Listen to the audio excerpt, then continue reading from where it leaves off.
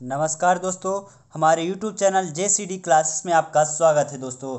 तो हमारा कौन सा टॉपिक चल रहा था दोस्तों? व्याकरण में अलंकार का टॉपिक चल रहा था। तो हमने पिछली वीडियो में व्यतिरेक अलंकार, मानवीकरण अलंकार, वैजनिंदा अलंकार, यमक अलंकार, श्रेयस अलंकार, इन अलंकारों के बारे में हमने वीडियो बना चुके हैं। तो उन वीडियो को आप देख लिए हैं, तब तो धन्यवाद। और अगर नहीं देखे हैं तो हमारे चैनल पर पहले जाइए और प्लेलिस्ट में सब उपलब्ध है, वहाँ से आप देख लीजिए। ठीक दोस्तों, तो आज हम पढ़ेंगे अन्योक्ति अलंकार। दोस्तों यह कक्षा 10वीं के लिए इस वर्ष दोस्तों 2021 जो पेपर होगा 10वीं का, उसमें आप इसको 100% मान के चलिए कि आने वाला है आपके में। 100% दोस्तों आप मान के चलिए कि यह क्वेश्चन आपको आने वाला है व्याकरण में। तीन नंबर का नहीं, 4 नंबर, 3 या 4 नंबर का जरूर आएगा कि अन्योक्ति अलंकार की परिभाषा और एक उदाहरण दीजिए। तो हमने 2 उदाहरण बताए हैं, आपको जो याद होता है वो याद कर लीजिए। आप श्योर रहिए, 100% रहिए। ठीक दोस्तों, तो इस प्रश्न को आप तैयार कर ही लीजिए। ठीक दोस्तों, 100% रहिए। 10वीं वाले बच्चे अच्छे से ध्यान दें कि 2021 के लिए अन्योक्ति अलंकार 100% मान के चलिए। इसकी परिभाषा और उदाहरण 3 या 4 नंबर का पूछा जाएगा। ठीक, तो आप इसको श्योर रखिए कि आने वाला है, याद कर लीजिए, बहुत ही सरल है। ठीक, तो परिभाषा क्या है कि जहां आप प्रस्तुत कथन के द्वारा, जहां आप प्रस्तुत का अर्थ क्या होता है दोस्तों? जिसकी उपस्थित ना हो, यानी अनुपस्थित हो। क्या है दोस्तों? आप प्रस्तुत का अर्थ यानी जो उपस्थित ना हो, यानी अनुपस्थित। तो क्या है? जहां आप प्रस्तुत कथन के द्वारा, यानी जहां आप प्रस्तुत कथन के द्वारा, यानी कथन में जिस चीज का वर्णन किया जा रहा है उसका अप्रस्तुत यानी उसकी अनुपस्थिति के द्वारा, यानी कोई भी है तो उसके अनुपस्थिति के द्वारा कथन में तो प्रस्तुत का अर्थ का बोध कराया जाए।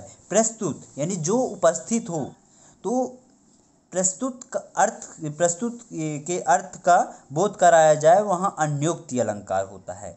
यानी अप्रस्तुत कथन के द्वारा प्रस्तुति का अर्थ का बोध कराया जाए, यानी जो उपस्थित नहीं है लेकिन उसको कथन के द्वारा ऐसा वर्णन किया जाता है कि वो वास्तव में उपस्थित है। ठीक, क्या समझे?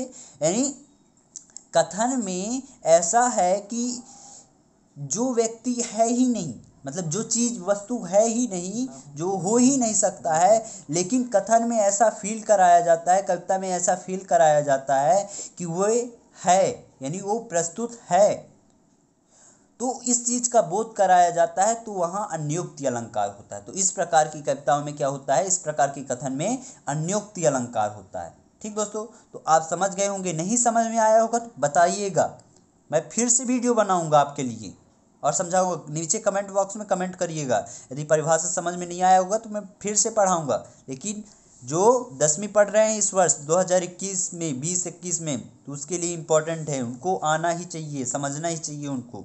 10वीं वालों के लिए मेन, और 9वीं से 11वीं वाले तो याद ही कर लीजिए। और इसका उदाहरण क्या है कि माली आवत देख कर कलियन करी पुकार, फूले फूले चुन कर लिए काली हमारी बार। यानी माली को आते देख कर जो कलियां हैं, जो फूल हैं, वो पुकार करने लगी। क्या करने लगी? पुकार करने लगी।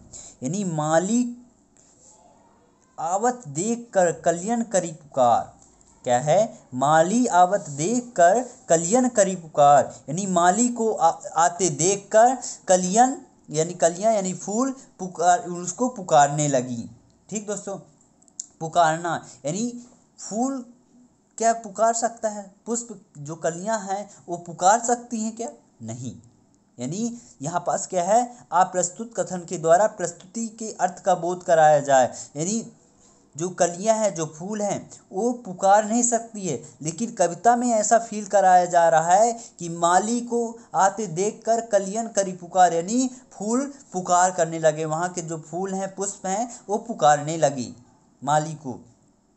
ठीक, तो जो फूल है तो पुकार नहीं सकती, लेकिन आप प्रस्तुत, यहाँ पास समझ में आया होगा कि आप प्रस्तुत यानी जिसकी उपस्थिति ना हो, जो हो नहीं सकता है, लेकिन उसको कविताओं के माध्यम से बताया जा रहा है कि वो हो रहा है। ठीक, तो यहाँ पास अन्योक्ति अलंकार होगा। और नीचे क्या है, फूले फूले चुन लिए काली हमारी बार, यानी एक एक फूल को चुन लिए काली हमारी बार। ठीक, तो इसका अर्थ ये रहा। और दूसरा उदाहरण है, ये बहुत ही अच्छा उदाहरण है, इसको आप स्क्रीनशॉट कर लीजिए जल्दी, पहले परिभाषा को और ये दूसरे उदाहरण और पहले उदाहरण को भी।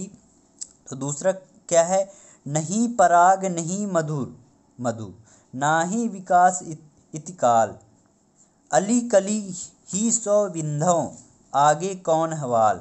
ठीक दोस्तों, तो क्या है, नहीं पराग नहीं मधुर मधु, नहीं विकास इहि काल, अली कली ही सौ विंधौ, आगे कौन हवाल। ठीक, ये बहुत ही मस्त उदाहरण है दोस्तों दोनों। आपको तो ऊपर वाला ही याद हो जाना चाहिए, क्योंकि ये बहुत सरल है। क्या है, माली यावत देख कर कलियन करी पुकार, फूले फूले चुन लिए काली हमारी बात। तो बहुत ही प्यारा उदाहरण ऊपर वाला, जिसको ऊपर वाला नहीं हो रहा है वो नीचे वाला याद कर ले, ये सेकंड नंबर का। और ये आप 10वीं वाले बच्चे ध्यान दें कि इसको आप याद ही कर लीजिए, 3 या 4 नंबर का आएगा। और यदि हमारे चैनल को अभी तक सब्सक्राइब नहीं किया, चैनल को सब्सक्राइब कर लीजिए। जो इम्पोर्टेंट क्वेश्चन है वो हम बताएंगे कि कौन सी कक्षा के लिए मेन इम्पोर्टेंट है। ठीक, तो हमारे चैनल को सब्सक्राइब कर लीजिए और समय समय पर वीडियो आते रहते हैं, तो बेल आइकन को भी दबा दीजिएगा, ताकि आपको जब भी मैं वीडियो अपलोड करूं तो आपके फ्रंट में ही आ जाए मेरा वीडियो। और इस वीडियो को अपने दोस्तों में ज़्यादा से ज़्यादा शेयर करिए दोस्तों, ज़्यादा से ज़्यादा। जब हम दोस्त का साथ देंगे तभी वो हमारा साथ देगा, हमारे लिए भी इम्पोर्टेंट क्वेश्चन बताएगा। तो ये समझिए कि इम्पोर्टेंट ही क्वेश्चन है, तो आप अपने ज़्यादा से ज़्यादा दोस्तों में शेयर करिए। ठीक, ताकि उनको भी प्राप्त हो सके और सरल उदाहरण उनको भी मिल सके।